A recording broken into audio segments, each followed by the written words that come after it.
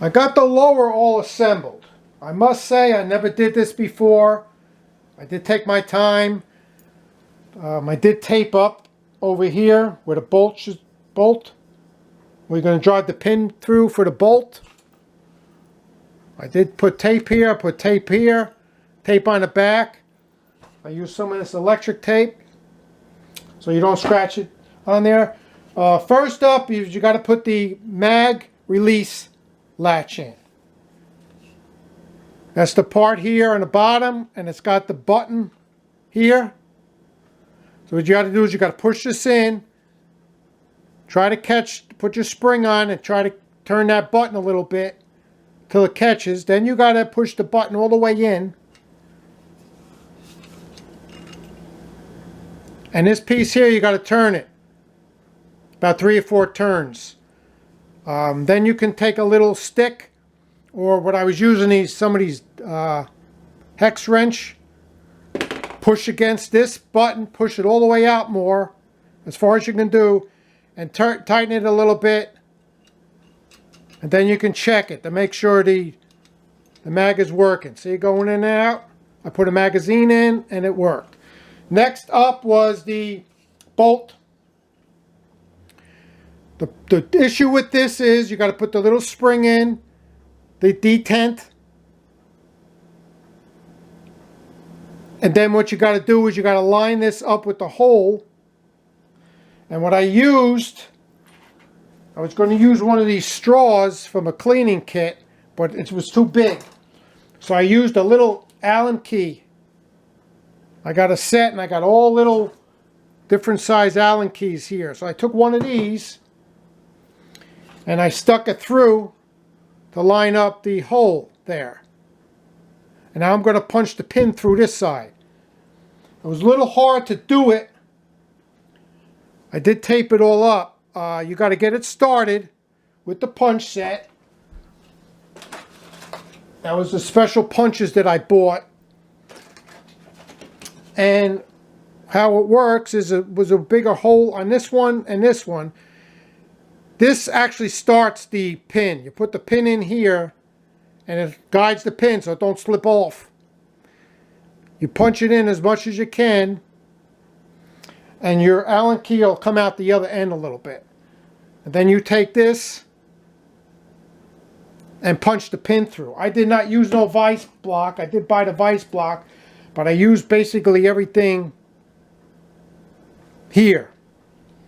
And then it was this takedown pin. The first one, I bought the Strike Industries takedown pin. What you got to do with this here is there's a little spring that you got to put in with the detent. So you put the detent in and the spring, and what you got to do is you got to put a rod. I used this Allen key again. I pushed it all the way through on this side and it holds the spring in place. It's tricky. That thing will fly right out. You hold the spring in place and then you line this up with the groove in it and you push it through and you hear it click the thing. And now it's in there. The spring and the detent is in this. This is a takedown pin. This will come down out. This will ride on the detent. It'll pull this out, and then you can put the upper on. Next was the safety selector. I bought the double one here. And what you do with that is there's a spring in here, but it goes underneath the grip. So you put the safety lever in, and underneath there you put the detent in the little hole, and put the spring on top of this grip. And when you push the grip back up in place, it'll catch inside the groove of this safety selector. And then you tighten your grip up. Then it was the buffer tube. It's a little tricky with the buffer tube But you put your castle nut all the way to the back. You screw this in a little bit here. And down here will be the little button and the spring, the detent. What you got to do is you got to push the spring down with the detent on top. Hold it with your finger. Tighten this rod, buffer tube up till it catches the edge of the buffer spring tab. Next up was the there's a little spring in here for the rear takedown pin. So you got to put the detent in, put the little spring in it, and you got to hold it in place while you push this back of the castle nut rod here. This I don't know what they call this thing, the plate, the end plate. The spring is in there. So when you tighten this back, you push this forward and then tighten your castle nut up. What I used to hold the spring in place was a little feeder. This is for the points in the car.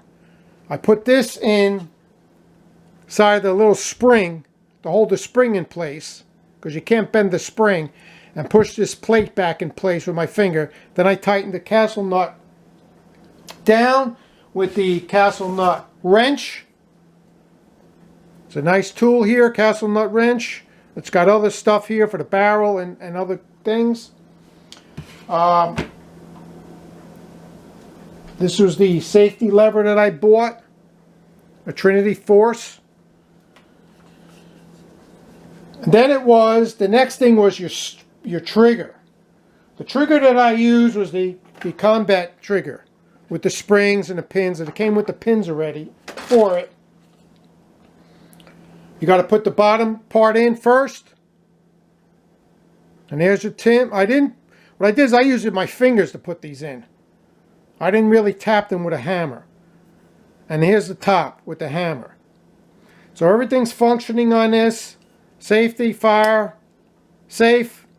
So it doesn't fire. Put it on fire. You release the trigger and the trigger will come back up. So everything went together pretty good here. I put my stock on. It's a little loose, I don't know why. Have to see about that. But not too bad putting this together. I didn't use a vice block, I used a towel.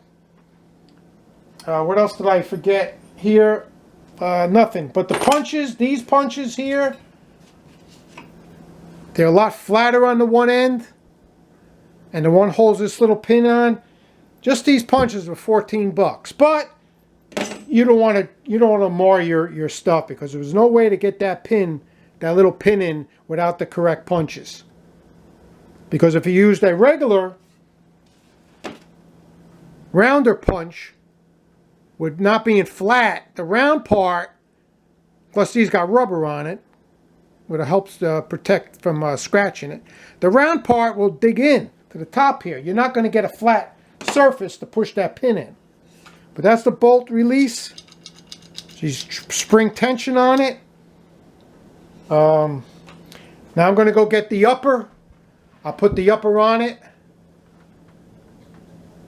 And I'll show you the completed rifle.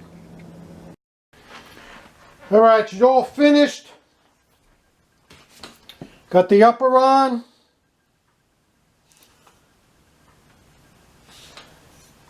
And we have a Radian Raptor charging handle installed. And this is the bolt.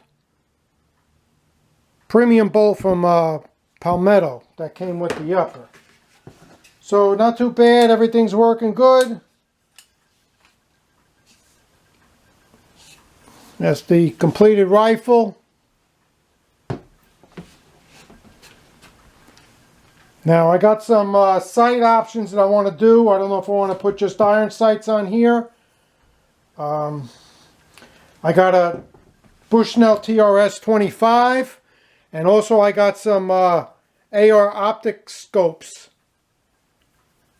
that I got on a good deal. I'll put them up in another video. I haven't decided. I may go with a scope on here. But that's what we did. We got the rifle together. Not too bad. My first build. I do step by step. I did it a little slow.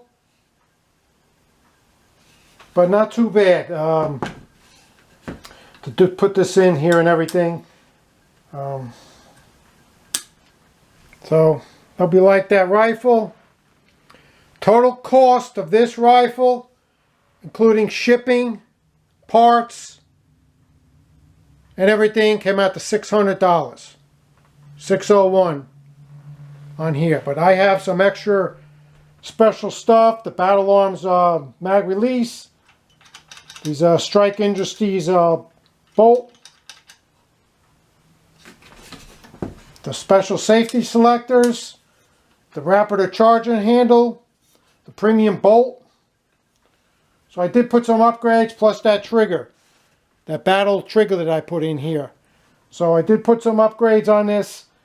So we're going to take it to the range. Hopefully next month.